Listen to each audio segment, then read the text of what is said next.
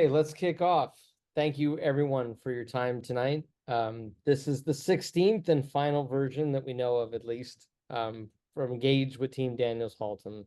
My name is Aaron Katz. I'll be the host for tonight. I want to thank everybody again for giving us some time tonight. Ballots have already been mailed out. You may have heard, you may have seen on your email. And pretty soon you're all going to be asked, and your members are going to be asked to shape the course of the union going forward. And it is imperative that you know as much as you can about the names that are on that ballot in front of you. Many of you have probably joined previous town halls from your regions, so you're familiar with the format. But for those who are not, we're going to start by giving Nick and Jamal a chance to introduce themselves, more than just candidates, but who they are as leaders and people. And then from there, we'll move into what the majority of the time will be with your questions, answers, and your ideas. So with that, I'm going to stop there. I'm going to turn it over to Nick and Jamal to introduce themselves. Guys, the floor is yours. Thanks, Aaron, and thanks to the entire team for continuing this grind and making sure the message gets out, providing us the opportunity, the platform, the support. And thanks to all those who were in attendance. Likely it's not your first town hall from the names that I was seeing on there, but you know the format. Aaron will go over with that. Completely open, transparent. Let's have the real discussions of our union and find ways to move us forward. But first, in case you don't know, I'm Nick Daniels, NACA Southwest Regional Vice President. I started my air traffic control career in the United States Marine Corps from 1998 2003. And then I was unfortunately injured. I actually never planned on getting out of the Marine Corps. And after I was injured, I applied for the FAA and I was hired to Addison Tower. And was applied to Addison. I'm sorry, not to Addison Tower, but applied to the FAA and was hired to Addison Tower in 2003, where I, enjoyed the time there in a VFR tower, but I was encouraged to bid out to DFW, D10, and Fort Worth Center. And Fort Worth Center back in 2005 was willing to take a risk on a very young person. That most of the people transferring into the en route facilities back at that time were usually more senior than I was. I think it was like 25, 26 years old at the time. But anyways, as I moved over to there and Fort Worth Center, I was in the Northeast Corner Post, since we have all en route on here tonight, working arrivals and then eventually arrivals and departures in and out of DFW, in case you work airspace in and around that. And that's where I got to cut my teeth, where I went to my first NAC in Washington in 2006. Then quickly behind that, 2007, right behind that, the end of 06 going into 07, I was encouraged to run for area rep, decided to run. And the senior controller said, we're going to support you. And there were, a few of us, myself, Nate Perry in front of me, definitely inspiring to see somebody so young back then stepping up and leading a facility of that size. As I continued, was area rep for 6 years. Then I was secretary, vice president, fac rep for 6 years at Fort Worth Center. Honored to be part of the, center fac rep group, seeing it kind of in its infancy to what it is today with the fac reps and VPs and talking, en route centric, but also that's where I learned a ton about the union as my career has developed, and the amount of investment of the other en route representatives that are out there that took the time to, make sure that we knew the past, where we had come from and where we're going, and really willing to hand that off and say, now you make it better than what we did. And that has been a theme throughout for my career inside of this union. Outside of that, I also served as alternate regional vice president, and now my first term as regional vice president on the National Executive Board and candidate for president. Beyond that, I have an 18-year-old son who just graduated high school not a week or so ago, and is on his way to becoming a pilot. So he says for now. We'll see how the scholarship money holds up. He has his private pilot's license and going for his instrument rating. And also, I have a 6-year-old who just graduated kindergarten on her way to first grade. And I'm not sure which one is more excited, the one going to first grade or the one stepping out into the world to experience it as an adult. With that said, again, thanks for being here. I'll turn it over to my brother, Jamal. How's everyone doing? Daniels-Haltom. I'm currently NACA's National Training Representative. Was also started my career in the Air Force. back in 2000. I'm sorry, in 1999. Stayed in there to 2005. Got out and worked at a couple contract towers. One in Connecticut, one outside of Baltimore, Groton and Martin State. Fortunately, one was a Patco tower, Patco Inc., not the Patco that we know of. And then one was the NACA tower, Martin. Enjoyed the time there, moved on, got hired into the FAA in 2007 at Las Vegas TRACON. Moved on from there to Tamiami Tower in Miami, Florida, where I realized that the union and the agency was much different at the lower levels than what I had saw when I first came into the agency at Las Vegas TRACON. Transitioned back out to Las Vegas, this time in Las Vegas Tower in 2010. Was asked to fill a vacant role as the secretary treasurer. Did that. And the VP and president said, "You're pretty good at this. Why don't you just start doing president stuff?" I said, "Well, I'd like to finish training first." So I did that, and then ran for and was elected 4 consecutive terms as the FAC rep of Las Vegas Tower. Along the way, I've worked on several projects on behalf of the union. Obviously, very proudly a member of the 2016 Slate Book contract negotiating team.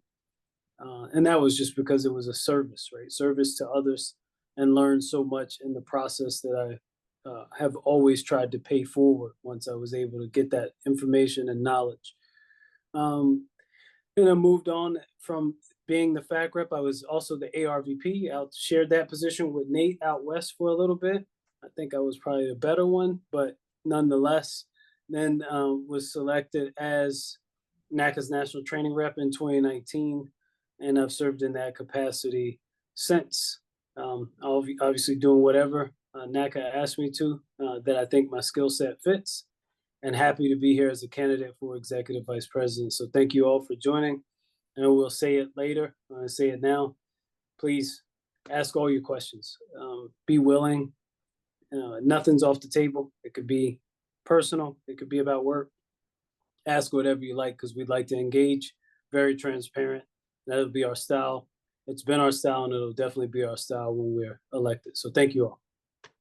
Thanks, Nick. Thanks, Jamal. All right, let me go over the housekeeping items because we're going to dive right into your time. First thing, town hall is being recorded, as they all are, so that we can send out highlight videos along with the video in its entirety for anybody who can't join us tonight. So thank you. Just want to make sure everyone knew it was recorded. This is the time to ask questions, get answers, share ideas. There's 2 ways you can do that. First, if you scroll down to the bottom of the screen, you'll see pretty much close to the center a thing that says raise your hand. Raise your hand up. If you're in a place where you're comfortable doing so, please turn your camera on. It helps increase the engagement. As Nick and Jamal both eloquently stated, we're not here to hammer softballs over the fence. This is not scripted. Don't pull your punches. Ask the questions that are on your mind, but understand we're still all NACA members here. We can be courteous and respectful to one another. The other way you can ask the question is post in the chat. Please select the box that says to everyone. We've had town halls prior where we just get inundated with chat questions, and if you post it like to Aaron directly, it can get lost in the shuffle. So just post to everyone. We'll make sure the chat questions that are asked get sent to Nick and Jamal. So with that, I've gone over the housekeeping.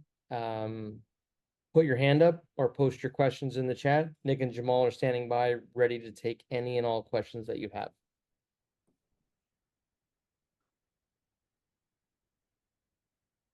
Here we go.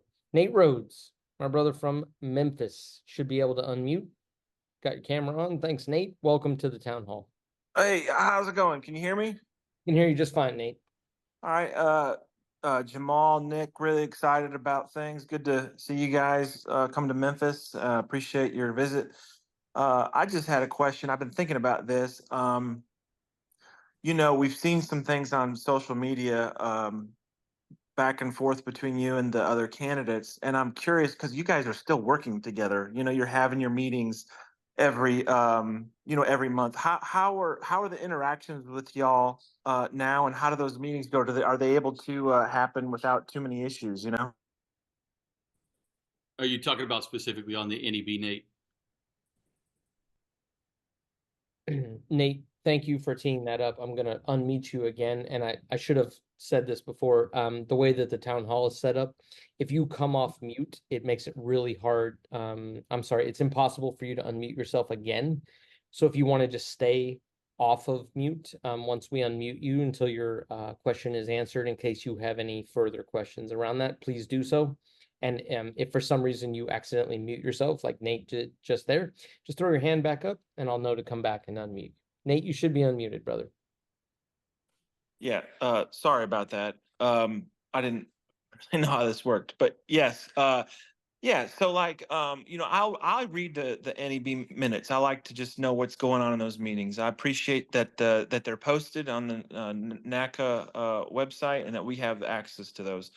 And so, yeah, I mean, I've always thought, you guys are on in these meetings with Mr. Santa and Mick, and I just wonder, how they have to be difficult, right? I mean, so that's my question: is how, you guys still have to work to get stuff done that happens daily right now while this is all going on. So, how does that work? And just curious about all of it. Yeah, no, thanks, Nate. I just wanted to make sure because I didn't want to overstep if you were looking for something different. So thank you, brother, for the question. One is, listen, being part of a national executive board and having a difference of opinion is what makes a strong national executive board, in my opinion. I don't want to be surrounded by yes persons that are going to be in a room. We should be challenging each other. We should be finding ways to operate. As the current climate sits, I don't find it to be uncomfortable. I disagree a lot with what Rich made it, his overall decisions, his actions, his leadership style. But in a large part, those meetings occur. But I think where the shift is when games are played with the National Executive Board, right? So can work. We should be able to be business professional and work with anyone. That is the ultimate goal. And I don't find myself in any way, shape, or form rattled by that at all. I think it should be, we can stay focused on what the mission at hand is. The problem is when the trust goes away. You stop being a team, and now, right, you have to have trust in order to be a team. And then you get into a world where everything's a setup. And we've seen that now over the last, I would say specifically the last year, but and it's rampantly increased to where there's either different stories that are told when Rich has gone out and briefed other groups, center fact reps, large cherry cons, and then there's usually some level of, I would say, either missing parts of the truth or just all out lies when brought to us. And Rich will answer a question, but you have to specifically ask the very direct question, because otherwise, and it feels like a gotcha game back and forth. And that's where I think a lot of the breakdown starts to occur. Is when there's questions about a magical 5-center upgrade, and it's, well, what questions do you have for me? Well, what's going on? Well, I'll answer specific questions about it.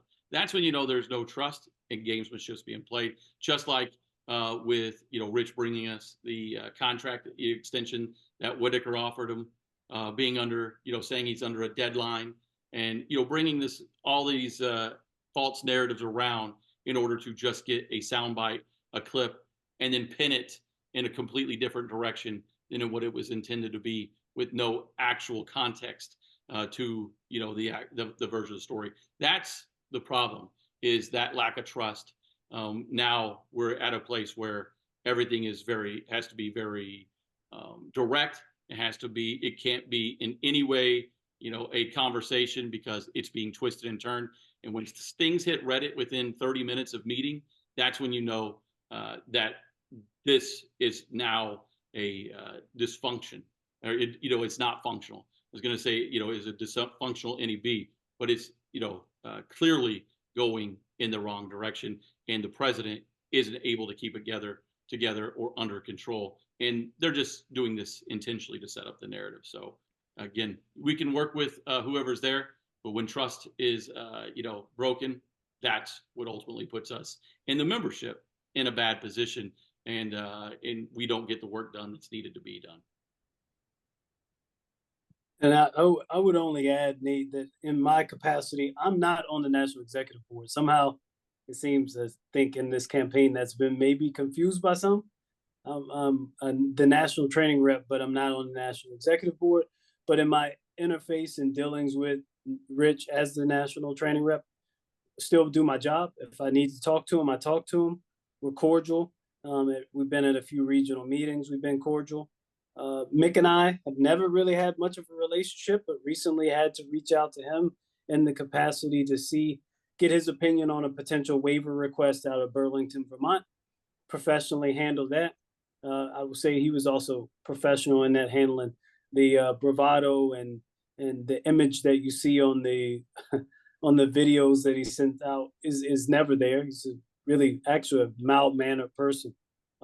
So work just fine. And I mean, any professional should be able to do that because that's the job. And if you start to find yourself incapable of doing that, you got to reassess yourself. So I think we'd be much more functional with better leadership, but under that guise and what we've experienced, we all, and I mean all of us, the 114s, the other leaders have had to find ways to work around the poor leadership and still deliver to this union because that's what we signed up to do. So we'll continue to do that regardless of the circumstances. And we appreciate your question, brother. Thanks, Thanks Nate. a lot. Thank you. Yeah, it's tough to ask the first question, right? And for everyone else in the audience, you don't have to wait until Nate's question is finished being answered to put your hand up if you want to engage. While we wait for more questions in the chat and more hands to go up, I'll pass on a comment that our brother Kurt Burrington from Memphis Center said to everyone that he truly appreciates that we all paid for our own postage with the campaign materials. So Kurt wanted to share that and felt it was a nice segue while we wait for more hands to go up and questions in the chat. I see a lot of names here in the town hall tonight, and of the names I recognize, I know you all aren't shy. So please, let's not capitalize on this moment to be shy, which I know you are not. Put your hand up, post your question in the chat, and let's engage. I'll say this: the Tracon group had a lot of questions, so you got to represent the largest swath of BUEs that we have.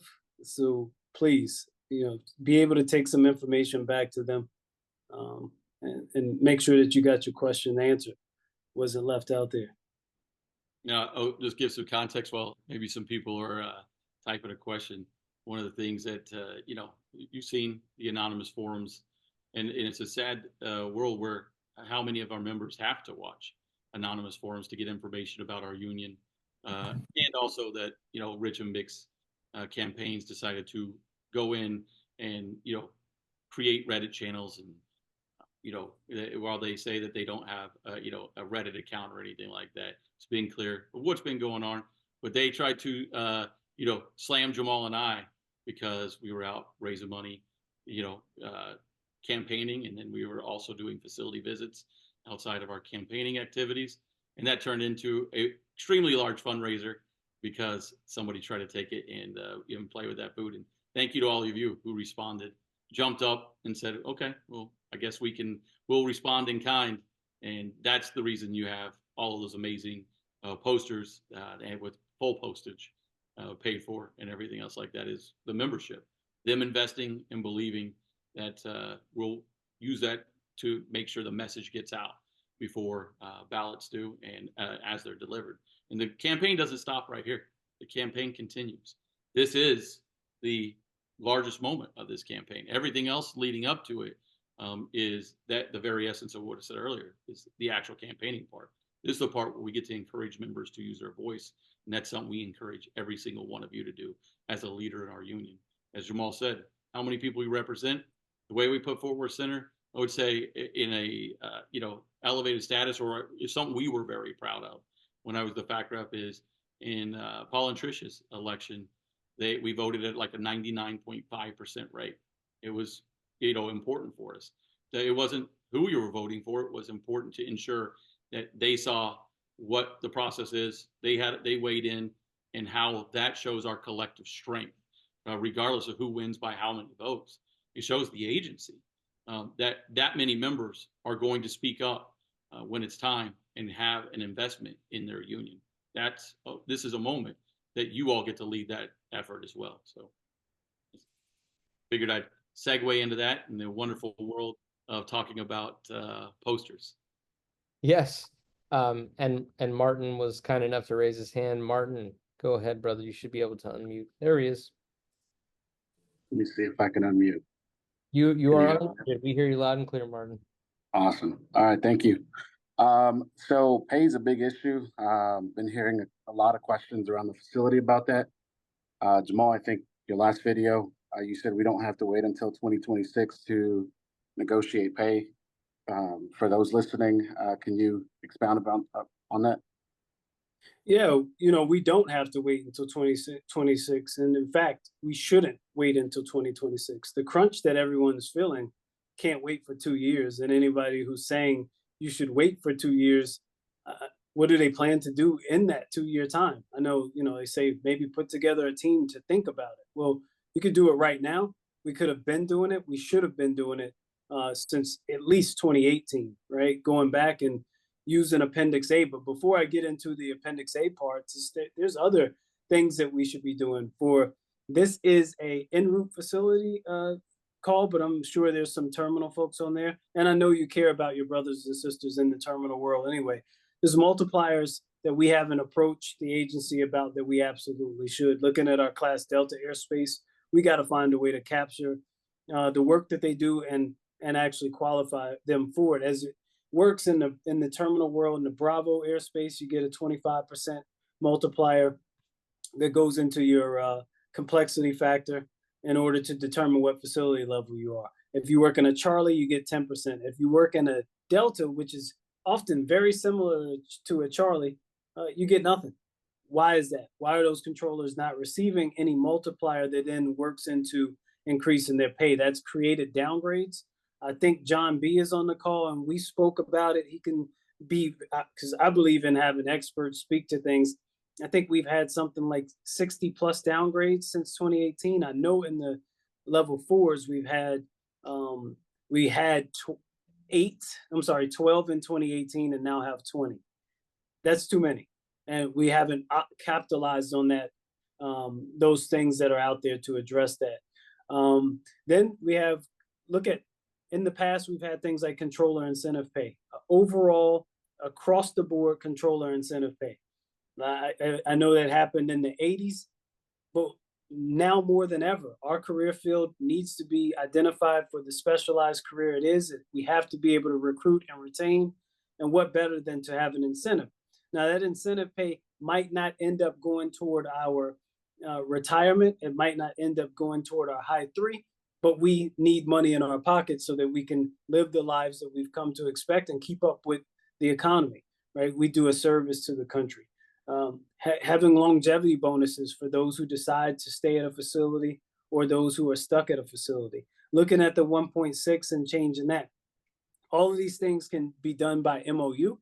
And in fact, most of them have been done by MOU in the past. They were not associated with contract negotiations. So we have capabilities in that. As I go back to Appendix A, when we signed the CBA in 2016, we also signed an Appendix A MOU. Appendix A is the complexity factor and how you get your FPL level at your particular facility. And specific to en route is right now you get 0.50 for every VFR. You would get 1.0 for every VFR if the recommendations that were made by the MVT, both NACA and the agency, were actually adopted and acted on. So back when Rich was supposedly told by the administrator and the COO that there was no funding for Abacus, there was a great opportunity to pivot and say, if you can't fund Abacus, we're being held up. This MOU that we signed that includes Abacus is being held up by your lack of funding. Then let's implement these 12 recommendations that we have. It's gold. We're sitting on gold. And this is not something that affects some of the members. Those 12 recommendations affect every single member in NACA.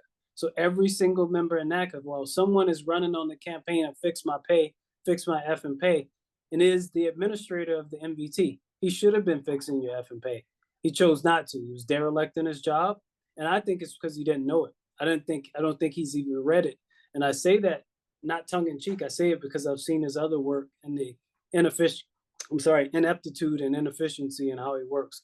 Before him, Rich was the MVT administrator, so accounted for and accountable to us in that regard. And they both failed us. So that's ways that I think we could address pay right now. Nick, you got anything to add to that reference pay? Yeah, I think everything else becomes, because we've been out talking to as many members as we had. We gone out, we met with thousands of you. And thank you for everyone that's hosted us. I think we got Indy Center this weekend and then Salt Lake Center coming up. If Salt Lake's here, I haven't got to look at everybody that's actually on the call since we're hosting it. However, we make sure that those dates get out because, going out and visiting all of the different facilities is where the ideas come from. It wasn't because Jamal and I figured out a secret sauce. And like you said, we've seen where Mick has decided he's going to pedal pay as his entire campaign mantra.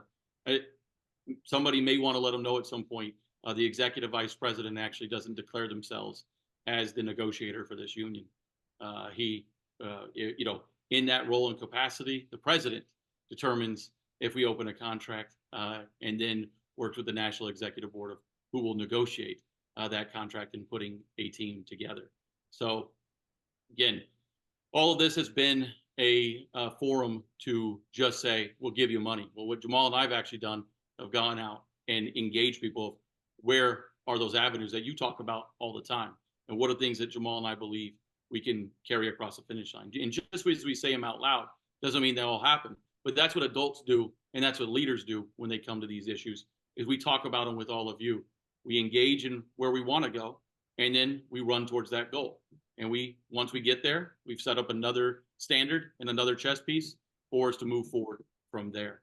So keep that in the back of your mind as you continue to hear some of the rhetoric that's out there. But ultimately, we're in the world of looking at now what does tiered overtime look like, or does it need there a legislative ability to change if we're going to be working such high overtime, it go towards our high three. Premiums like Saturday pay, those are now coveted as well. And then, just continuing those and building on those, as well as engaging and increasing our base pay. And our long-term goals is what does it look like to be able to move into a Series 1 employee and out of Series 2? And what are the caps? Again, these have to be things that we start now and can't wait for somebody else to do later on. But Jamal and I obviously aren't going to sit here and just say, it'll be as much money as you want all the time. But what a union should be doing is fighting for wages, just like Jamal said, in every way, shape, and form, and not missing the opportunities when you're in a leadership position to do it.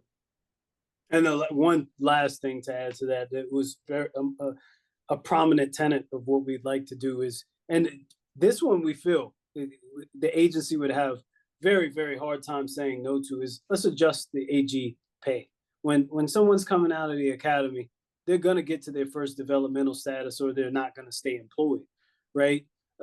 Let's get rid of AG pay because it's stymieing the ability for these people to concentrate on what they need to.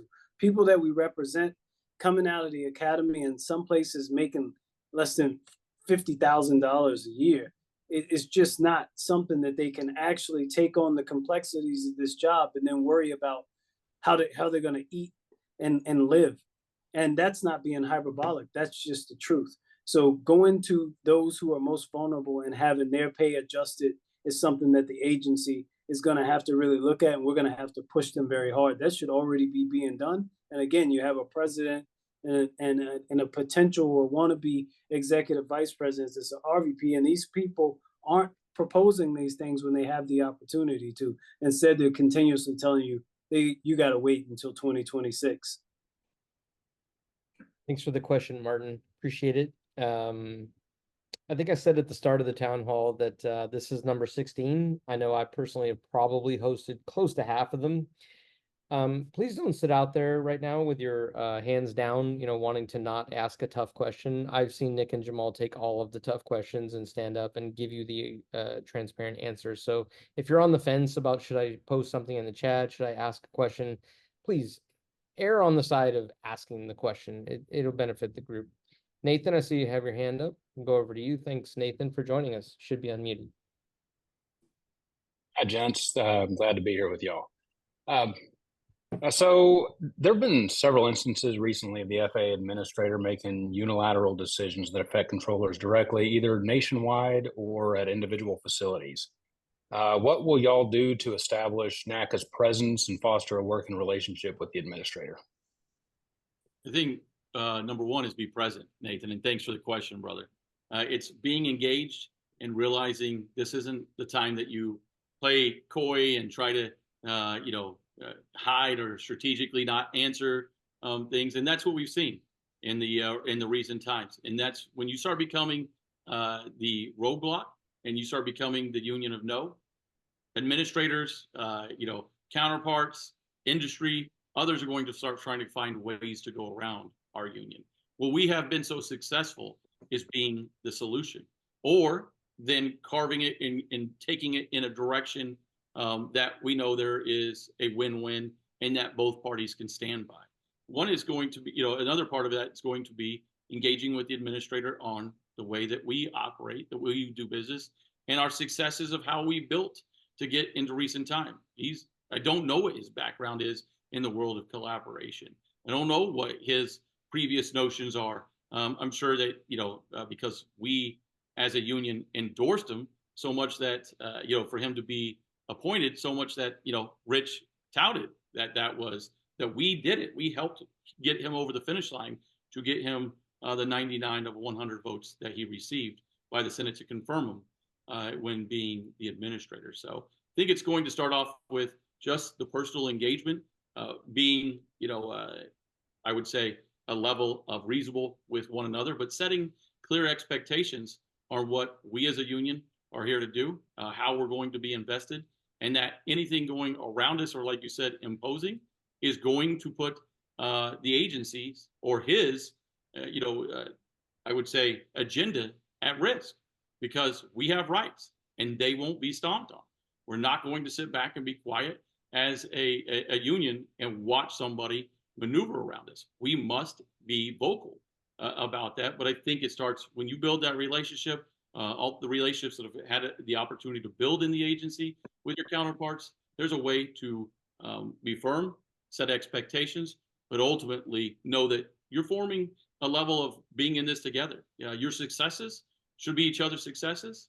And if you work to make each other successful, that's what ultimately benefits the membership. But it doesn't mean that we sit down and capitulate on times that we know it's absolutely wrong, and it's not something that's going to put our career, our profession, and ultimately our union in a position for success. Nate, I know you are in the world of safety, so a lot of people are aware of the imposition of the fatigue rules and the 10 and 12 hours that we were able to successfully, the leadership of Dean and using our capital to beat that back for the time being. And but there's a lot of impositions that people don't know about. Runway closures, or saying ones can't use a certain runway at airports and things such as that kind of go under the radar. And for those who haven't been around a while, we've had issues. Aviation, there's going to be issues. But when we had really good leadership that stayed engaged and attached to their counterpart and set the example to show that we'll fix problems, not create them, we've not been imposed on. We were under the leadership of Paul and Trish, and I say Paul and Trish because they were both viable leaders for 12 years, and we didn't get imposed on. We had Sleepgate back in 2013. There was no imposition. I worked at Las Vegas Tower. It is extremely busy. Thank you. And we had lots of incidents, if you will, right? And never was a runway taken out of use, or we told we couldn't use a runway. And then when the agency even proposed the idea, they came and talked about it from the perspective of how and why. Never did they impose. When we had the midnight shift that was made famous at Las Vegas, never were we imposed on that we would add the 2 hours, the first 2 hours of the mid would require 2 people. It was negotiated. We went through a process. The agency wants to be in a collaborative relationship because we've shown and demonstrated how much we get out of that, how much productivity, how much buy-in we get from our members and from our leaders. But when you're not present, when you don't show them that you're a viable partner, they're going to go back to what they know, which is command and control. And we can't allow that, because those impositions, they don't just affect our egos, they don't make us look bad, they affect our members. So that's why we can't allow for that. Thanks, Nate. Thanks, guys. I'm gonna ask you to bear with me for a second, because Jones in the chat asked two separate questions, and then Nate Rhodes piggybacked on one of Jones' questions. So I'm gonna ask Jones's first question, and Nate Rhodes piggyback to it, and then we'll let you answer, and we'll move on to Jones's second question. So Jones' initial question is, Nick, what are your plans for employee movement and how we can actually get some en route folks moving? Sure, it's very important to this group. And then I want to add Nate Rhodes's commentary to that. As he says, to add to Jones's question, could there possibly be transparency in how NCEP works, how people are selected? We have 6 areas at Memphis. One is fat, and considered more likely to lose an employee via a short area? And if so, how is that fair to the employee in the short area? So hope you were able to follow me there, but I think they went together, so I wanted to ask together. Yeah, I'll take the first part of it, and then we'll start from there. And just because, you know, I would say our collective style and Jamal and I style is, they'll never be my plans. I think it said, Nick, what is your plan? It'll be our plan, and it'll be, first of all, starting with Jamal and I, what, you know, permeating that to the National Executive Board. And these ideas have come from the membership, and, you know, we've helped engage, craft that, and, you know, once again, it's being out there and talking to them. So just wanted to level set that aspect of it. There's a couple of different components, and since we're on the center one, let's start with the center aspect of it. I think one of the ways that you can immediately start, you know, you have approximately 1,300 persons in the system wanting to move right now. You could start taking those out by re-engaging in like-type facility swaps. We've heard, you know, and we understand that some of the regional representatives have said in the past that they looked at that. Jamal and I want to immediately engage at what, you know, that would look like in the capacity to do it. Because en route is your perfect option to build proof of concept, where you just have en route to en route. Most of us know it's, you know, it can be on the longer side, but in general, it's a 4 to 6 month certification. Once you've been at another center and qualified, we all have our rare and exception cases, good or bad, but you would take out of the higher staff facility first, because usually that's around anywhere from 0.3 of a person or 0.3 of a number. One person is 0.3 to 0.5 in the larger facilities. It's not usually the crushing health, but we'll get into the second half of that, you know, question in a moment. One body can feel like a lot when you're dealing with imbalances in areas and things like that. So ultimately, take the person out of the higher place, move them to the lower staff facility. Once they achieve X certification, that we would work with our representatives to set. Let's say it's your first 2 R sides, where you say, we know that the likelihood of success is this once you achieve this position in our area or in this facility. And then that other person would be on a 6-month release. And once they achieve that certification, the other one has 6 months, or we can extend it if needed, to go to the other facility, where the lower one gained one, and once the other person achieved certification, they released it from there. I think that would start to clear out those 1,300 moves right off the bat, and do the moves that make sense. The other thing that I think will ultimately help, you know, in the system, again, in its entirety, to move, is a world where we have level 4 through 7s that get academy placements, just like en route does, is that we do start doing targeted moves behind them.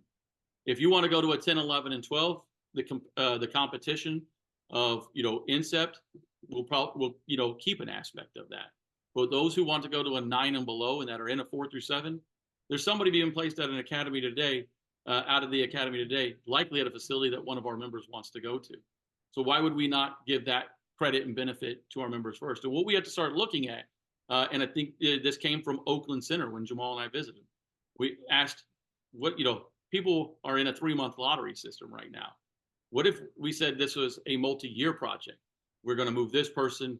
Eventually, you'll be able to swap, or you'll be able to move, but it's not till further down the road. But it's being locked in right now, and it's, you know, 2 to 3 years out. That's what our members are saying they're looking for. They want to plan their lives. Not everything has to happen right now. For many of our members, yeah, they can do that. but ultimately for the health of the system, it doesn't. When you start doing targeted moves and getting our members in places with more experience that they want to be, and then they may choose to move to a 10 or 11, 12 en route or terminal, I think that starts making the system move in a much more expedient process, and probably drives up the level of, I would say drives down the level of competition for some of the facilities. And here's the last reason on that why. Is because we have members right now in a broken system that bid to a Kansas City center to end up wanting to wash out to go down the road to MKC, where they couldn't get to because that facility would never rise high enough on the list. We cannot continue in a cycle, especially during critical staffing, that just deals with the now. We have to start doing, and for the benefit of our membership, dealing with the long term, and that's what we're interested in, building systems in and around. So Jamal, if you wanted to take the second half of that about the areas that are short. Yeah, we have to be more transparent when the rules change, what the rules are, and have all of our members and Nate, some of that is incumbent upon the members to engage in those opportunities where that information is made available. As leaders, Nick and I, by example, would have the RVPs ensuring that facilities are having briefings on the inset processes as they change, and send out comprehensive processes to all of our membership, all of our members, because it's important that everyone knows how it goes. But I believe your question was, a fat area having the opportunity to move over another area. Well, we don't do it by areas of specialization. That's why you'll see oftentimes where traffic management might be 100% staffed in your facility, and no one from traffic management can move. We do the one way out of the building, so everybody is put together. So while one area in the center might be well staffed, and another might not be, and until that center reaches the number or the threshold to release, then no one can release. So it's not targeted in that manner. And I believe we should keep it that way, that it's not targeted in that manner, so that we don't have what you're alluding to, which would be preference for one area over the other. But to dovetail just a little bit, having good placement, and we are improving the placement process. Hopefully on June 17th, we're going to extend improvements on the placement process, get people both in terminal and en route where they want to be, or give them a better opportunity to get where they want to be, so we can limit those moves. So those people coming into the agency aren't looking to move, which then frees us, who have been dedicated to this profession for a long time. It frees us up to have the opportunity to move, because I know it pains everyone to see people come in, jump them, move around, but the system's needs are always going to be there. And if they're willing to fill the needs, then those who might have a more targeted move aren't getting that opportunity. So we got to free that up. And again, thank you for the question. Yes, thank you, Jones, for the question, and Nate for the additional context there. So I'm going to read Jones's second question now. There's a lot of information that filtered down to membership, and unfortunately, it doesn't always seem to be accurate, in parens, like Rich and the 5-center upgrade thing. When it comes to social media and word of mouth, it's hard to tell what the truth is. What are your plans for transparency and accountability during your leadership? Great question. It is, and it's one of the core tenets of what we're missing, as it's stated there in today. That is why we have people running to anonymous sources. But very directly, what our plans are going to be, one is do things just like this, but it won't just be Jamal and I speaking to it. Let's use the Incept example that he just said. We'll bring the experts, maybe a Nicole Sarunas or Travis Schlumpberger, whoever is our regional reps on it, that have worked on all these processes, know the data. Let's have a discussion around it. When there's a new MOU released, clearly we can make videos, because it's being done all the time now during campaign season. We should do an outbrief and a debrief through video and/or some type of meeting to let you know. There's always the MOU, and then the intent and the explanation just helps it lock for many of our reps and many of our members. We need to brief our FAC reps so they're prepared to answer the questions, and then we need to ensure that our members know that their FAC reps or in their leaders will help assist in finding those answers. So that's a huge part of it in that education style. Open communications, open forums, starting to look into a source of community building. Don't want to commit the entire union right now to Discord, but think of that style, right? A Discord is a community building app that's out there where you could push information, and members can go back and access it. That is why Reddit, Point65, and these other have become popular, because it's stored information. They can go back and access it. It's searchable. And it's something that we need to take on as a union to being our own media. We should not have new hires going and searching the internet and getting point65.com as the greatest information about hiring. Hell, if they see Reddit, they're likely running away from this career field right now, and that's problematic for us. It's problematic for our profession. It's can stifle us in negotiation with all the misinformation that's out there. So when we become our own, I would say media, our own, directory of information, those two things simultaneously will exist. And then the last one that I'll add and turn it over to Jamal is direct connection with the membership. I remember when a president and executive vice president, when Paul and Trish would come and visit Fort Worth Center, there was a level of pride that came with that. The president, executive vice president was coming to our facility. Jamal and I, when we cross, towards the end and ballot count, will have been in almost about 185, 190 facilities overall, give or take a few. When just going to many of these facilities, and they haven't all been level 11 and 12, we've made a very conscious effort that the level of investment isn't tied to the number next to your facility. It's in that individual member that's out there. And that's how you disarm, or you make sure your message is getting out there and not letting the negativity or the misinformation swirl, because it'll fill up a room in an instant. But when our members know there's trust in our leaders, because they're willing to come to us and talk to us direct and not just give us a word salad. If the baby's ugly, we need to sometimes say the baby's ugly. If there's something that we need to ensure that the members are informed on, we shouldn't be saying, hey, RVPs, figure out how to say it. It has to be said in unison as one. And that's the other crucial component of it. Is being on this NEB for the last 2.5 years, there's been very little worked as going out and speaking together. It's if you want, or your RVP should know, or to pass the message. We have to communicate and work together to say this is the expectation, and Jamal and I will do that with the RVPs. Hey, over the next 30 days, this is the thing we want you to brief our FAC reps on. We're going to tell the members that your FAC reps, the RVPs know it. The FAC reps have been briefed on it.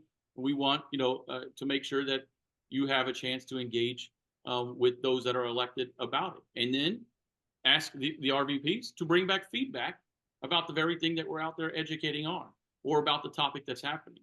But that happens when somebody is an actual leader in the room, and not just hoping others go out and do what has been done in the past or whatever works for them. Is us collectively knowing that communication is the most important part overall. Jamal, is there anything you wanted to add? Or? Well, I would, the only thing I would add is that we need to do that with our counterparts as well. As being the national training rep, I've been very adamant that anytime we're sending something out, we send it out together. We time it the same time, being ourselves in the agency. And 99 out of 100 times, we're going to message and brief it together. We haven't seen that.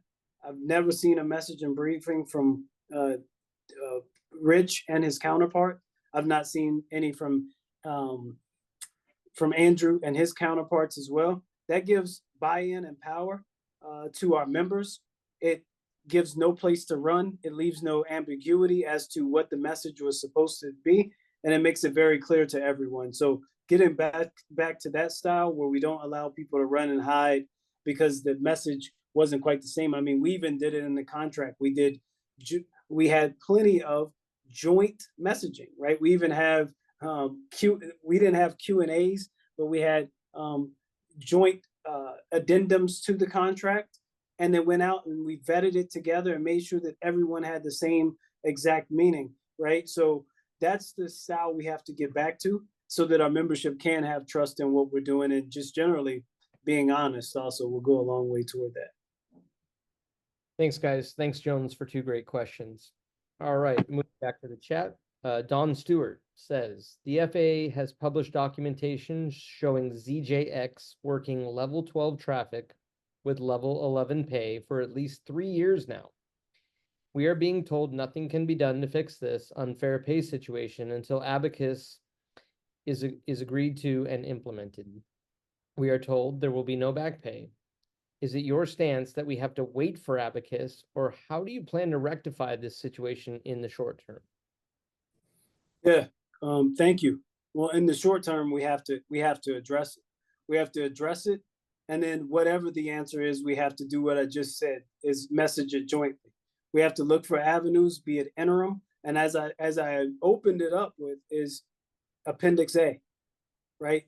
That MOU was signed in 2016, and I know you've all heard that Abacus won't be ready until 2030. Sometimes it's 2028, sometimes it's 2030, depending on who's in the crowd. That's over half of an employee's career. That's over half of someone that we represent's career not being paid accurately.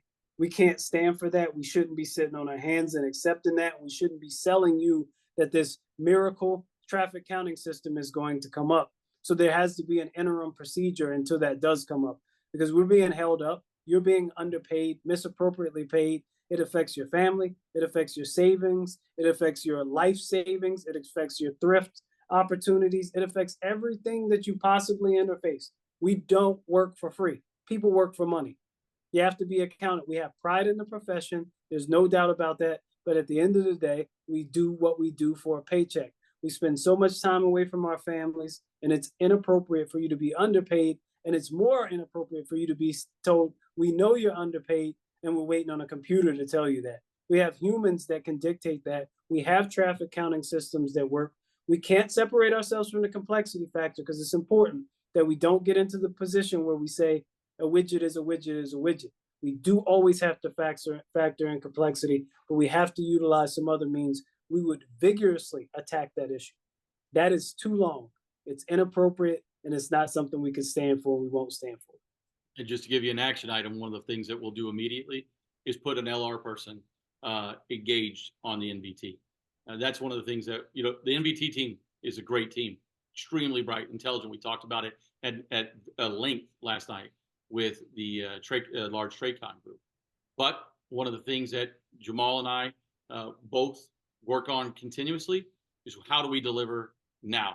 And if the agency is going to not fund it, or like Jamal said, extend out this period to a point of, okay, in 2028-9, we hear it's 2034. The time is now to put an LR person in saying, okay, we're going to negotiate what we do now because you haven't delivered. And until that is there, or we start talking about backdating it or back paying it, we need to mark time now because our members are missing out. That'll be an action item that we immediately do as well. Thanks for the answers, guys. Dawn, thanks for the great question there. Currently, as it stands, we don't have any hands up. We don't have any questions in the chat. I'll tap dance for a second and let you know that you've seen a couple of times posted here a form. We've reached a point in the campaign where ballots are being mailed out. You're all aware of that. You've seen the emails that have gone out.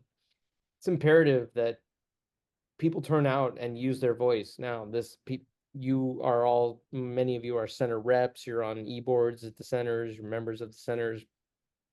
You hear the dissatisfaction. You hear what you hear out there. People feel marginalized at times. This is the time to step up and use your voice. If you would like to help us encourage other people to vote and use their voice, please click on that form, fill out your name, your contact information. Someone from the campaign will contact you on how you can encourage other people to vote and invest emotionally in the union. None of us want to stifle any discussion. Sometimes these town halls are organic. I've seen them last 45 minutes. I've seen them last 3 hours and 15 minutes. So it takes what it takes. We've got a hand raised now from Jim Marinetti. I'm going to unmute you, Jim. Should be able to unmute. There he is. Jim, welcome to the town hall. Good. You're good. We hear you. Wow. Haven't done this in a long time. Hello, Nick. Hello, Jamal. Hello, everyone. Love yous. Jim Marinetti, Miami Tower and TRACON. Southern Regional Vice President, retired as of 5 months ago. Still learning to live life. It is definitely an adjustment. But I gotta tell you, best profession in the world. You guys are doing it right. So I just want to say a couple of things. From a historical aspect, because I've seen a lot in the 31 years that I was involved in this union, in this profession. One of the few people here that probably worked in the 20th century. So the most important thing we do as a union is electing our leadership, whether it's local, regional, national. It truly is, because our leaders are the ones who are setting the path for the future. They're the ones that are addressing policy issues, negotiations. They're building relationships. They are carrying this union. And as a union, especially a federal union, what's most important is the member activist, and the importance that it is for a leader, especially the president of our union, to recognize it's not about him or her. It's about the members. The members are what make our union strong. So just a little bit of history pertaining to the topic at hand, because I was there and I am partially responsible for it. The last board made a decision at some point, well, it's at some point, at an NEB meeting, as we were talking about elections. And apparently we got a little bit too much into our own egos. And ultimately we said we would support Rich Santa in his election for president. Now, because of a unanimous support of a NEB coming out, in essence, we put our collective thumbs on the scale. And no one ran against Rich, and he won through acclamation. We supported him based on potential. And ultimately, and it didn't take too long when the new board took over, and I was a part of that board too, the potential did not come to fruition, obviously, which is why over half of the RVPs from the last board support Nick Daniels and Daniels-Haltom. We made a mistake. It's unfortunate, and it's unfortunate that the members didn't have an opportunity to determine their leadership in the last election. And I apologize for that, for myself. But we live and we learn and we grow. This union's been through a lot of elections. I go back to Barry Krasner, Mike McNally, John Carr, Pat Foray. We've seen it all. 4 terms of Paul Rinaldi, building this union into what it is. I watched Rich, and it's not personal. I watched Rich try to adjust into a position simply that he wasn't ready for. A lack of empathy, a lack of prudence in decision-making, and ultimately a lack of competence when it came to things like our contract, our Constitution, things that we continually had to correct simply because he hadn't read the things that the 2 documents closest to us. And a lot of those things happen behind closed doors. Disagree, robust debate behind closed doors, but when we walk out, you walk out as one. And we worked it knowing that when campaign season comes, people will say what they're going to say. And then the membership will have the ability to determine who's going to lead them into the future. If you were to look up the word narcissist in the dictionary, you would see a perfect description of Rich Santa. It is what it is. And it's at this point that I call that out. And when it comes to Mick Devine, someone who was a dear friend of mine, who had actually supported me for various positions in the past, he was very quiet for 2 terms. Very quiet. None of the things that he has brought up in his various videos did he ever bring up on either of the 2 terms that he and I sat on the NEB together. But all of a sudden, it's campaign season. Not only did the last 2 terms bother him, he wants to go all the way back to 1998 and reclass in a 2011 MOU and start tearing apart at Paul Rinaldi's legacy, or Trish Gilbert, or Dean Iacopelli, or Phil Barbarello, or John Carr. pillars of this union. The foundation by which is allowed every person on this call right now to be able to stand up for what we have today and to hopefully build on it. This is the 16th town hall. I've been on 15 of them. This is the first time I've spoken, so this is not a regular thing. I bit my tongue until tonight because it's the last one and the last opportunity I have to interact with a lot of friends and brothers and sisters whose names I recognize here and many of which I've served with. There is nothing more important than the ballot that you are going to fill out that you should be getting in your homes any day now. We are a federal union, and as such, the way in which we carry ourselves on Capitol Hill, with industry, with contractors, and with alliances that we have built around the world are incredibly important to our profession and to our members. Article 108, pay, incredibly important. Pay and annual leave, don't mess with those two things when it comes to controllers. But all of the intricacies of what we are as a union, as a profession, as a federal union, and how quickly something can turn the signature of the wrong president in office via an executive order cannot be understated,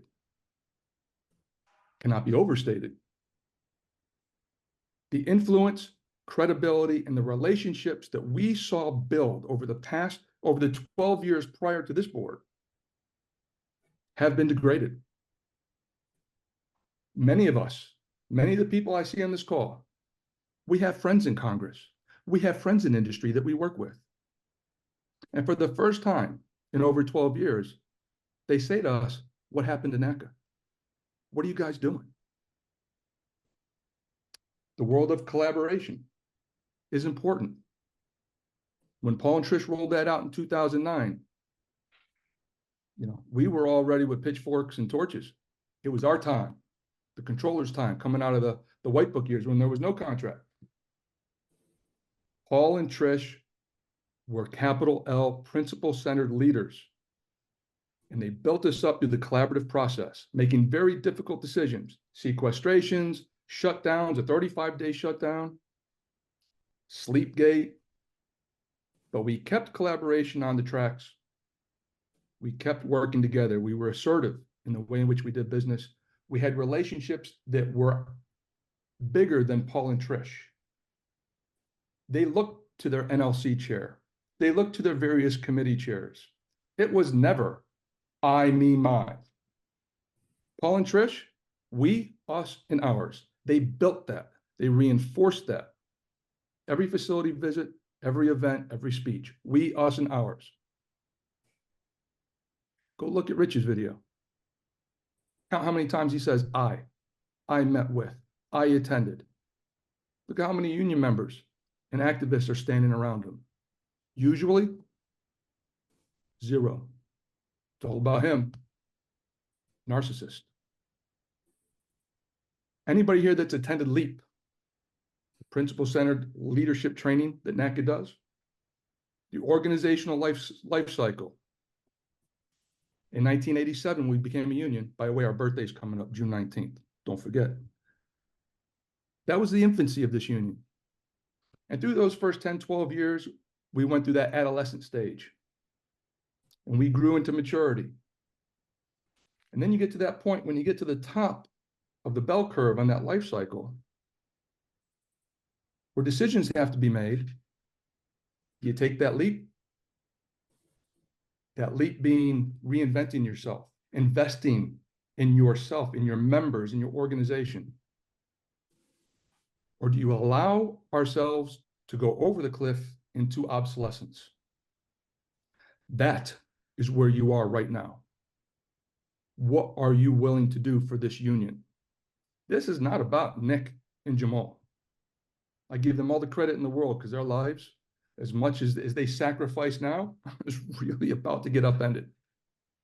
This is about the 15,000 plus members out there and the profession that used to be the light on the hill, the beacon on the hill, that every aviation safety professional around the world, if you've been to CFS, you know what I'm talking about. They come to us. They're not coming to us anymore. They don't look at us that way anymore. The last NEB handed a gift to Rich Santa, and he tossed it in the trash because it was about him. The fatigue directive that recently came out, you guys know the saying, if you don't have a seat at the table, then you're on the menu. If we were respected, if we had a true collaborative relationship with the agency, that would have never happened. That came packaged, that came posted, that went out to the media before we even saw it. That is where our union has gone in the past 2.5 years. And these discussions about the slide in our union was discussed at NEB meetings that I was involved in. And the current president said, no, I got this. I know what I'm doing. Doesn't. So for Nick and Jamal, I've seen them both grow. I grew up with them. Nick, when I was the RVP, and when I was the fact rep at Miami, he was doing stuff at Addison Tower, pilot fly-ins and things like that. He goes to Fort Worth Center, becomes a fact rep. I'm the RVP in the Southern region. The work ethic is second to none. Never have I heard him say I. It's all about, what do we need?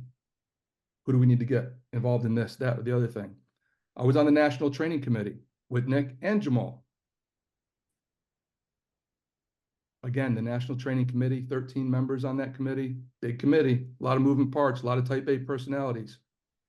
They make it look effortless, and it's never about them. And I was the fact rep at Miami Tower and Tracon when Jamal was just a punk controller at Tamiami Tower, asking one question after the other. Good Lord, it's like, dude, man, plug in, plug out. It's not. Then he went to Vegas, became a fact rep, and I watched him grow. He's done such an amazing job as a training rep. And I'll tell you, Jamal and I have had words from time to time. We've had robust debate, not just in meetings, but on the side. We all do from time to time. We don't always agree. I disagreed with something Nick was doing about 4 days ago. We talked through it, and ultimately, it was his decision. Like, whatever you want, I got you. We got to that point. Same thing with Jamal. Robust debate doesn't mean we don't like each other. We're coming from different angles. It's never been about them. I would strongly urge all of you, if you haven't made your decision yet, call Nick, call Jamal, go to their website, ask questions right now. They'll tell you the truth. You may not like the truth, but it will be the truth. And that is the least you can expect from your leaders. Aaron, thank you very much for the time. I know that was a bit long-winded. Been saving it up and finally felt, since there weren't any questions, but apparently there are now, a little filler for you. Thank you for listening, and I appreciate it. Thank you, Jim. We appreciate you. Hey, Aaron, before we go on, it'll probably be on Reddit later that we paid Jim to do that. So we don't have any more money, so we most certainly didn't pay him to say anything. And honestly, our style is anyone. That could have been saying how terrible we are, and we would have sat and we would have listened, because that would have been a member's experience with us. So thank you all for listening, and Jim, thank you for the words and the sage advice. Listening to someone that is part of the history of this union, it matters. It always will matter, and our legacy, our family's legacies, is tied to what we do. Being an air traffic controller is something that's special and important, and we can't let the shine come off of that. I'd say we have to put the shine back on it. It's been tarnished a little bit. So thank you, Jim. Yes, a lot of great stuff there. We're gonna go back to the chat. Kurt Burrington has another question. It's a looking forward question. I like this type. He says, you guys have been a pivotal part in NACA and have taken on important roles. When elected, do you have replacements for your current roles?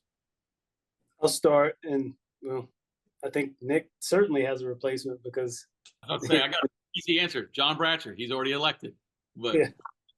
Well, I'll start. And Kurt is Lyle's son, as I always refer to him, is an awesome guy, and I'm happy to see him continue to represent our union. But for me, is that's part of a process that also got lost, I believe, a little bit with this NEB. I thought that one of the weak points of our current administration is wanting to be so powerful that you forget the power lies with the people. The power lies with the experts. I personally would never want to put my thumb on it and say, this is who's going to replace me. That should be like we have done in the past. We send out a solicitation. We wait for a duration of time. We see who has interest in it. And then for a position as important as this one is, we interview. We figure out who has the skill set, who has the determination, the ideas, the ingenuity to lead us forward in training. And then we also rely on other experts in training that we know might not have put in for the position. There's people like Jim Newman, Thomas Marinick, Nicole Sarunas, Adana Pryor. There's so many people that could do this job because they do other entities of it, that we'd have to really seriously vet all of those people and determine who's the appropriate person for it.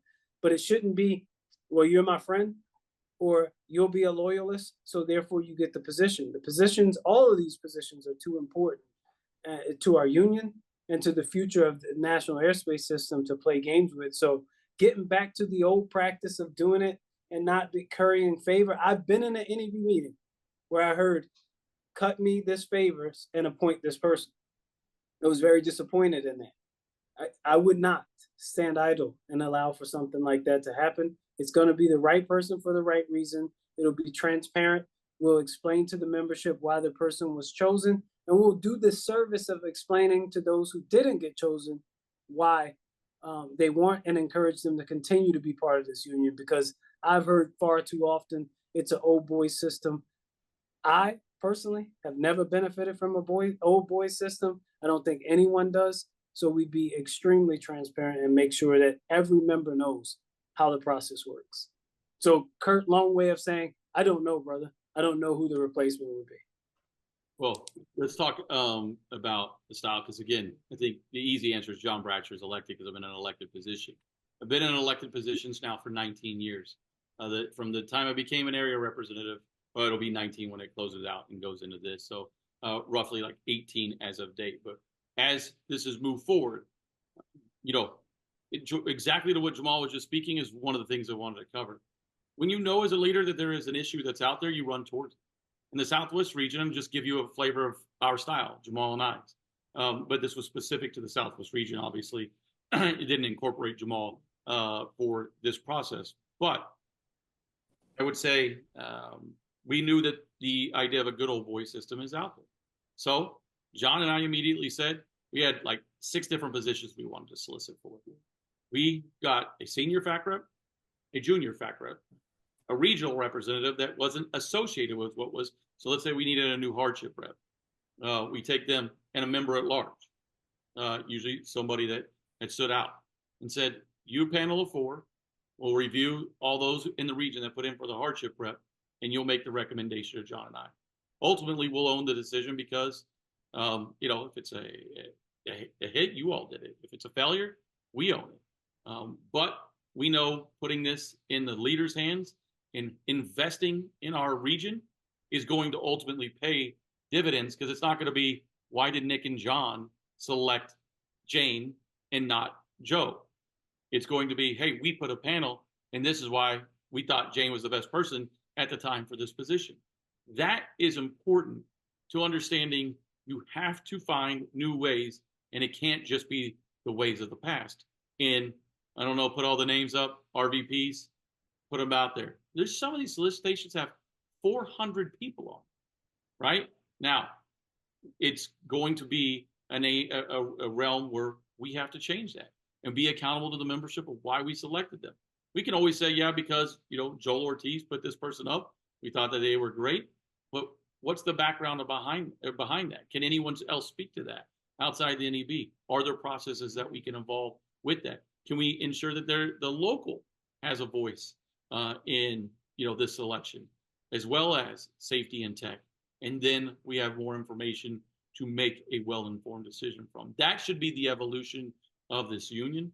It's great to see members standing up, but we have to start getting out of the way of progress, and that just being this is an easier way to do it. So wanted to make sure that it won't be that exact style, because it'll be at a national level, but that's where our minds gear towards, of how to get other members involved in these types of decisions. And then ultimately we own it if it's a miss, and the members own it if it's a win. Thanks for that question, Kurt. Okay, Brett posts in the chat, what is your plan for engaging the American public, not just Congress, to appeal for higher salary, better working conditions, etc.? Well, Hey, go ahead, Nick. Okay. I would say very, briefly, we have to stop waiting for playing defense in order to get our voice out, and not missing the opportunities when we can get our voice out there. And we have, an article that's written that we could be speaking to that Rich has not done. Now, our members also need to understand we don't need to wait for the national media to come to us, because usually they're seeking some level of a story that's going to spark fear, or a level of fear mongering. That's what mainstream media has turned into. There are some good pieces out there about air traffic control, but usually they're passed by to see what craziness is happening. We need to become our own media, is where that's going. We need to be, there's TikTok, YouTube Shorts, you see on the regular, on YouTube channels, that other unions are out there exercising their voice. And it's not just their president and executive vice president, it's their membership. It's showing what it looks like. We are in a unique profession. Our aviation safety professionals are in a career where people love learning about it. They want to know more. They want to peek behind the curtain. And we should be out there finding ways to show that, what the hardships are. The missing, take the, single mom who tries to go to the, softball games, does the studying, with her kids in between shifts, maybe sees them in total for 8 hours a week. Oh, by the way, works 6 hours, is attempted to be held over for 2 more, has only childcare to a certain time, does shift work and can't get care on a weekend night or midnight shift. These are the hardships, missing the birthdays. The list goes on. You live it every day. These are the stories that we have to tell to do that exact thing. Now, it's not going to just be walking in and pounding a fist and saying, give us more money. It's going to be where the public is going to say, man, we need to make sure those air traffic controllers are taken care of. They are producing this level of commerce. They are providing this level of service for the community. They are helping find the solutions and answers to the future with new entrants, and want to be part of the evolution of the aviation system. Not just standing out there saying, oh man, I heard another aircraft almost landed on another one today. That's awful. They must be, really starting to do a poor job here. That has to change, and it has to change now. And that's a style that we will be bringing to the table. Thank you, Brett, for the question. Great answers, guys. Okay, we've got another really good question from Jones that has 2 parts. Politics aside, the last president had some fairly concerning EOs ready to launch, referring to the American president. I can understand the want for more pay, negotiation for better conditions and entitlements. How do you balance possibly being in open negotiations with the potential of those EOs coming back around, depending on how the next national election goes? Does it make more sense for the security of an extension, or is it better to roll the dice, so to speak? Because while we can always aim for more, things at the moment aren't that bad when weighed against those executive orders. Hey, that was Jones again? So thank you, Jones. Heavy question, right? So what we have to do is educate our membership on all of the potential avenues that we could go down to address our pay and what exists out there with those executive orders. This should be unequivocal information provided to every single member of this union about what those executive orders look like. There should be no political gamesmanship played to try to punish the adult in the room. The adult in the room that dares utter that perhaps an extension is the appropriate thing in that case, right? Because all things have to be considered. You can't sit here at this moment and know exactly what to do, but you need no further to look at Project 2025 and see exactly what the potential agenda of a Trump presidency would be. So yes, there's potential that that's the right answer, but the truth is we don't know at this very moment what that is. So you have to prepare for both. And if an administration came in that was unfavorable to us, you could start alerting your membership to the fact that we are proposing MOUs. And if every single MOU is declined or we can't make progress, it's going to give you an indication of how it would look to negotiate a collective bargaining agreement under that guise. As Jones alluded to, our CBA has 125 articles. If the executive orders as previously written were enacted, at the moment we open our CBA, it would go down to 48 articles. All the history that Jim spoke to would be erased. And it's not just a matter of getting it back when that president leaves office, because the way negotiations work is you start from where you are. You don't get to say, let's go back to where we were before. In that case, the White Book actually preserved a lot of our previous contract articles, so we were able to build from there. This would strip us down to a place we've never been. This would strip us below PATCO. I'm sorry, below the time between PATCO and NACA. That would be a place that would be untenable for us to sit at, but it's a reality that may face us, and we have to let the membership know about the reality. And someone will try to pigeonhole us and say we're scared to negotiate. Again, not bragging, but I am the only one that actually has done that. There's no fear of negotiation. It's just the reality of what a negotiation looks like in a federal labor union facing potential of executive orders. We want to be very bold and say the truth. We look forward to the opportunity to negotiate at the first available opportunity that is appropriate and fair to our membership. And hopefully our members are educated enough. Fortunately, we don't have to make that determination here today. Yeah, the other part that I'll add to it is, no matter what the path is, right? Best case scenario is, as Jamal said earlier, we go in, immediately start engaging on many of the pay topics that we already talked about. There's no executive orders in place. I don't care who the president is. But like you said, the reality is Trump has said he'll bring back those executive orders if he's elected. Otherwise, we'll be proposing MOUs. We'll be engaging if there's no executive orders and ready to negotiate in 2026, full-term negotiation. And it's not going to be because Nick and Jamal had all the good ideas. We will put together a team. We'll make sure that team is led by an appropriate person and that they are well-versed and not just, I would say, a one-trick pony of going and saying 3 words out of a sentence and trying to compile them into making a point that's easily defeated or overcome, as we've seen throughout this campaign. The other aspect of it is, if the executive orders are in place, then it becomes what we do as a union. We fight every way possible to either remove those executive orders or, as Jamal said, find other ways to negotiate. And that doesn't have to just wait for a term negotiation. That's being on a single track and single-minded and running into a gunfight with no armor on. Let's get legislatively engaged. Let's push our bargaining through midterm bargaining. And ultimately, we need to find every avenue to show the impact and harm that would occur from not having those abilities to negotiate. And we can never extend a contract. I can't say never because you never know what's going to happen. It would be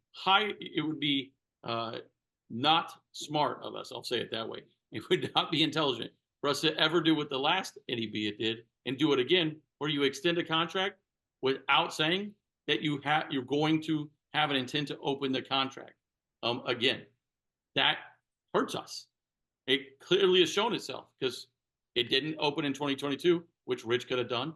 It didn't open in 2023. Rich could have done. And here we are in 2024, and because there's a campaign going on, now all of a sudden we're trying to figure out how we're going to tell you that you're going to get more. This has to be, as Jamal said, to wrap into his answer, clearly articulated to members.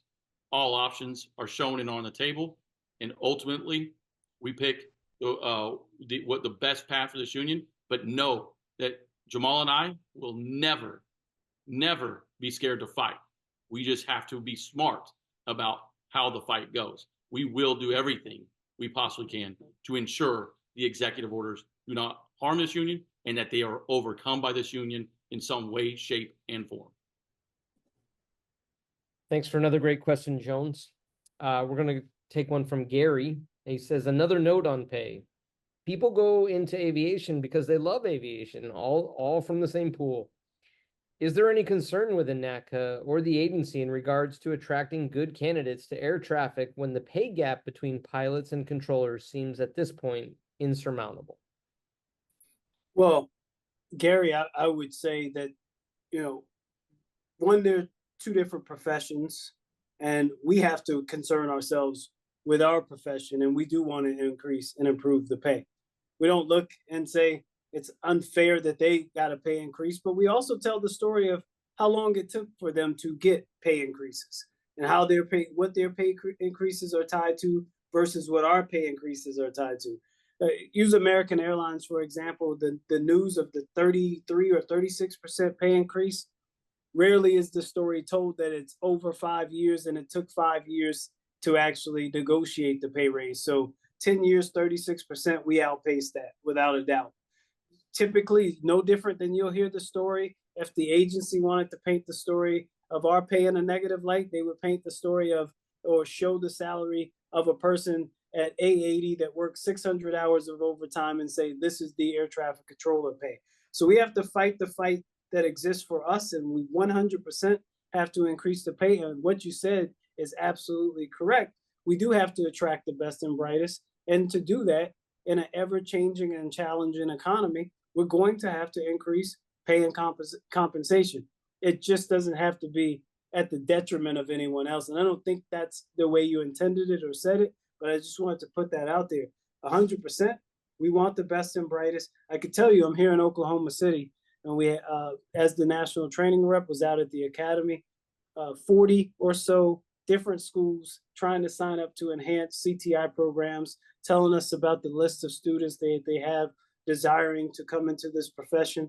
So we just have to continue to make sure that the profession is one that is attractive enough to get them there. And we know that's a job that we have to take very seriously, and we do that for sure. Thanks, Gary. Appreciate it. I'm not seeing hands raised or any more chat questions at the moment. I know we're going to make a last call here for questions. I know we're about to cross over the 90-minute mark. Not that we won't go all night if there are questions for all night. I started the town hall by saying that ballots will be showing up if they haven't already. Please use your voice, not just to vote, but to make sure that other people know where to go to get the education that they need to be an educated voter when they open their ballots. You'll see in the chat here, we've posted the first place you should stop for anybody who wants to know more about what Nick and Jamal stand for, teamndgh.com. We've got a multitude of things there on the website where people should be able to get a lot of their questions answered. Then we have our social media accounts. Social media is the way of today. That's how people communicate. That is a lot more than just likes and posts and connecting online. It is a way to, again, communicate, keep up to date with the ever-changing landscape that is our profession.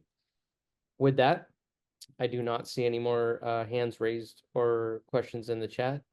Happy to turn it back over to Nick and Jamal for some final thoughts, and we'll say goodnight.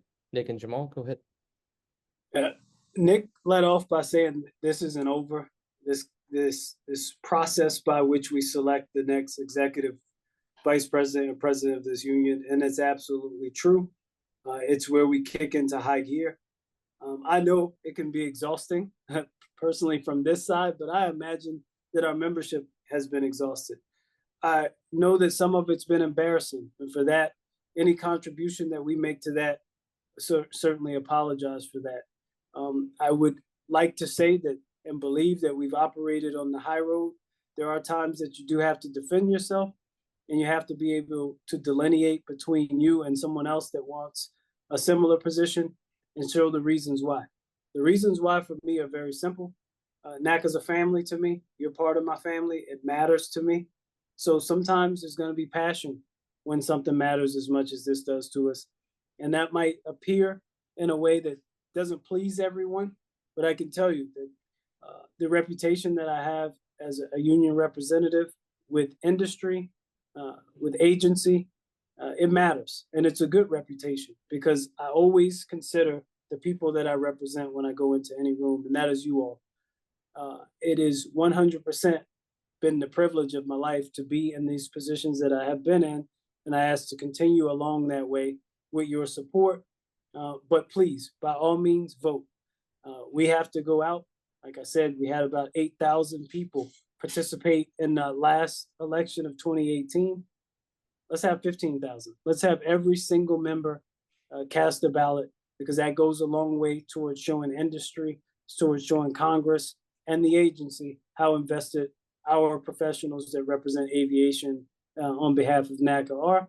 And I ask that you please do that, not just for us, whomever you vote for. Obviously, we'd encourage you to vote for us, but whomever you vote for, vote and encourage those around you to do so. And we appreciate your time. We saved you for last because you matter no more than anyone else, but you matter to us. And we're happy that we were able to spend this time with you. Sometimes you don't have to capture the words yourself. You're reminded by good friends, of where we've come from.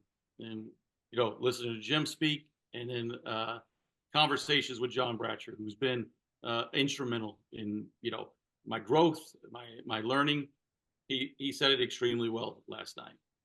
We had a phone call, and he says, one of the things that Barry Krasner said is, get the union that you want, meaning you have a choice. And when you select on that ballot, that choice is going to be the union that you want. What union do you want? The one that is status quo? We are where we are. The I's, the me's, the lack of we. I would say ultimately a direction where we're looking at each other, wondering who's going to lead the way. Or you have an option to have somebody like Daniels-Haltom that's out there that I cannot in any way fathom this union moving at the growth, the opportunity, the leadership principles that he brings, his ability to explain the union and understand truly what union means, how our collective spirit and how our unity drives us forward. If we don't have that voice out leading the way, that is going to absolutely hurt and weaken our union. Jamal didn't know I was going to take this opportunity to speak about him, but I want to ensure that our membership and those of you who are on this call understand that when we operate at its best is when we put the experts and give them the opportunity to lead the way. Not just because somebody said and shouted pay, but because Jamal knows that it's not just, it's something that he lives by, is his word. His honesty will be a awakening for this union, and I'll look forward to it. So yes, when you cast that ballot, cast it for the union that you want. And when you talk to somebody else, ensure when they cast that ballot, they're casting it for the union they want. And that's what I'll leave you with from there. So if you have questions, you need us, you want us to speak to your facility, just reach out. This isn't over. We have a long way to go. And as Jamal said, do not miss the opportunity to use your voice. We appreciate you. Thank you for your time, and we'll talk to y'all soon. Thanks for being so gracious with your time, everybody. Good night.